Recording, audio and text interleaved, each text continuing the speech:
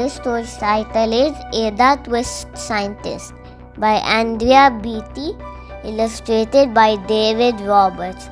Don't forget to like, share and subscribe. Ada Mary, said not a word till the day she turned 3. She bounced in her crib and looked all around, observing the world but not making a sound. She learned how to climb and make her big break with a trail of chaos left in her wake. She ran through the day, chasing each sound in sight, and didn't slow down till she conked out at night. Her parents were frazzled but tried not to freak as Ada grew bigger and still did not speak. Clearly, young Ada, with lots in her head, would have something to say when it ought to be said. That's just what happened when Ada turned 3.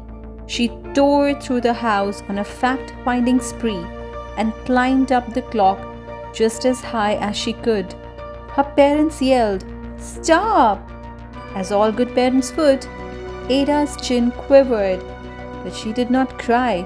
She took a deep breath and she simply asked, Why? Why does it tick and why does it talk? Why don't we call it a granddaughter clock?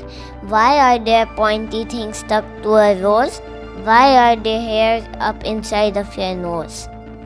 She started with why, and then what, how, and when. By bedtime, she came back to why once again. She drifted to sleep as her dazed parents smiled at the curious thoughts of their curious child who wanted to know what the world was about. They kissed her and whispered, "You'll figure it out." Her parents kept up with their high-flying kid, whose questions and chaos both grew as she did. Even Miss Greer found her hands were quite full when young Ada's chaos wreaked havoc at school. But this much was clear about Miss Ada Twist. She had all the traits of a great scientist. Ada was busy that first day of spring testing the sounds that make mockingbirds sing when a horrible stench whacked her right in the nose, a pungent aroma that curled up her toes. Zoe, said Ada, which got her to thinking. What is the source of that terrible stinking? How does a nose know if there's something to smell? And does it still stink if there's no nose to tell? She rattled off questions and tapped on her chin. She would start at the start, where she ought to begin. A mystery, a riddle, a puzzle, a quest. This was the moment that Ada loved the best. Ada did research to learn all she could of smelling and smells, both the stinky and good. One hypothesis Ada thought could be true. The terrible stink came from Dad's cabbage stew. She tested and tested, but soon Ada knew it was time to come up with hypothesis number 2. Then, Zoe! The stink stuck again, just like that. Hypothesis 2. It's caused by the cat. The cat couldn't make such a stink on its own. It needed perfume and some fancy cologne. So young Ada tested. The test was a flop. She started again, but her parents yelled, "Stop! Ada Mary, to the thinking chair now. By the time we count 3. Enough, said her mother. That's it, said her dad. Her parents were frustrated, frazzled and mad. Why? Ada questioned. Her mother said, "No." What? Ada queried. Her father said, "Go, you've ruined our supper. You've made the cat stink. Enough with your questions. Now sit there and think." She looked at her parents. Her heart turned to goo. Poor Ada Twist didn't know what to do. She sat all alone by herself in the hall, and Ada once more could say nothing at all.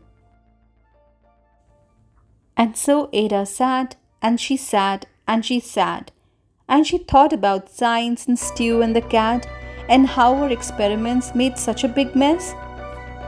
Does it have to be so? Is that part of success? Are messes a problem? And while she was thinking, what was the source of that terrible stinking? Ada Mary did what scientists do. She asked a small question, and then she asked two, and each of those led her to 3 questions more, and some of those questions resulted in 4. As Ada got thinking, she really dug in. She scribbled her questions and tapped on her chin. She started at why, and then what, how, and when. At the end of the hall, she reached why once again. Her parents calmed down and they came back to talk. They looked at the hallway and just had to gawk. No patch of bare paint could be seen on the wall. Their thinking chair now was the great thinking hall. They watched their young daughter and sighed as they did. What would they do with this curious kid who wanted to know what the world was about? They smiled and whispered, "We'll figure it out." And that's what they did, because that's what you do when your kid has a passion and heart that is true. They remade their world.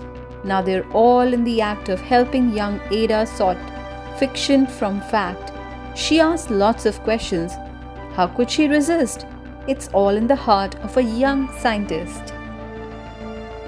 And as for that smell, what can Ada Twist do but learn all she can with her friends in grade 2?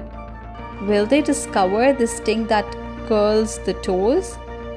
Well, that is the question, and someday, who knows? Thanks for watching.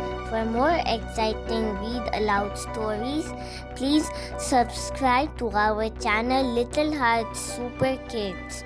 Also follow us on Instagram for amazing updates.